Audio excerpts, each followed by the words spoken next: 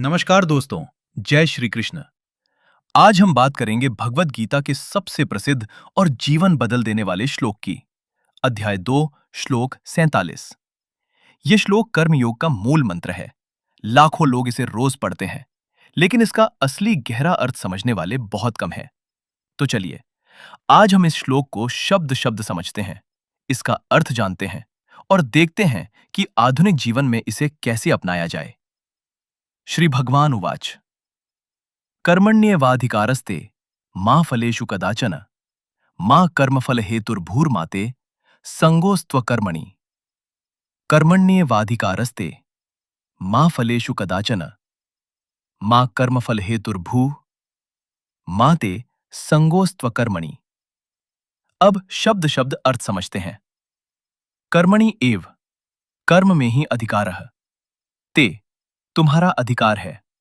मा फलेषु कदाचन, फलों में कभी नहीं। मां कर्मफल हेतु भू, कर्मफल का हेतु मत बनो। मां ते संगह अस्तु, अकर्मणि, अकर्म में भी आसक्ति मत रखो। सरल हिंदी में, तुम्हारा अधिकार केवल कर्म करने में है, फलों में कभी नहीं। तुम कर्मफल के कारण भी मत बनो और कर्म न करने में भी तुम्हारी आसक्ति न हो। भगवान कृष्ण इस एक श्लोक में कर्म योग के 4 बड़े उपदेश देते हैं। पहला, कर्म करो, लेकिन फल की चिंता मत करो। तुम्हें अपना कर्तव्य निभाने का पूरा अधिकार है। पढ़ाई हो, नौकरी हो, घर का काम हो, सेवा हो, जो भी तुम्हारा धर्म है, उसे पूरे मन से करो। लेकिन परिणाम, वो ईश्वर के हाथ में है। अच्छा रिजल्ट आए या ना आए, चिंता मत करो। इससे मन शांत रहता है, तनाव खत्म होता है। दूसरा, फल के भोक्ता तुम नहीं हो। कर्म का फल तुम्हारे लिए नहीं है, तुम सिर्फ माध्यम हो। जैसे किसान बीज बोता है, लेकिन बारिश, धूप, मिट्टी सब ईश्वर की कृपा से फसल आती है। फल का श्रेय खुद को मत दो, नहीं दोष खुद पर लो। तीसरा, कर्म फल का हेतु मत बनो। मतलब, कर्म सिर्फ फल पाने के लिए मत करो। अगर प्रमोशन के लिए ही मेहनत करोगे तो असफलता में दुख होगा। लेकिन अगर मेहनत को ईश्वर को अर्पण कर दोगे तो फल चाहे जो आए, तुम प्रसन्न रहोगे। चौथा, अकर्म में आसक्ति मत रखो। मत सोचो कि फल नहीं मिलेगा तो काम ही क्यों करूं। कर्म छोड़ना भी गलत है, क्योंकि प्रकृति के नियम से हर कोई कर्म करता ही है। सोना भी कर्म है, विचार करना भी कर्म है। बस आसक्ति छोड़ दो। अब देखते हैं आज के जीवन में इसका मतलब क्या है।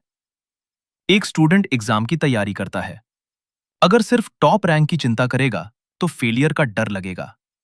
लेकिन अगर कहे, मैं अपना 100% दूंगा, रिजल्ट भगवान पर छोड़ता हूं, तो पढ़ाई एंजॉय होगी।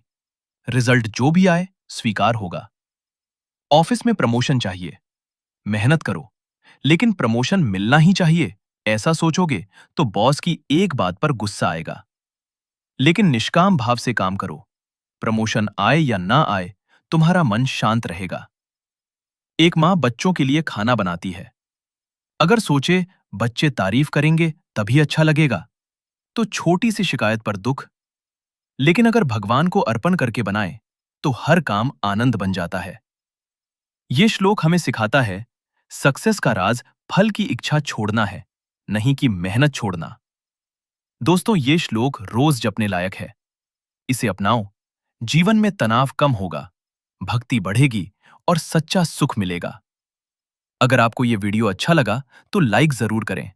कमेंट में लिखें कर्मण्येवाधिकारस्ते या जय श्री कृष्ण, और चैनल को सब्सक्राइब कर लें, बेल आइकन दबाएं, ताकि ऐसे ही भक्ति भरे वीडियो सबसे पहले मिले। हरि ओम तत्सत। जय श्री कृष्ण।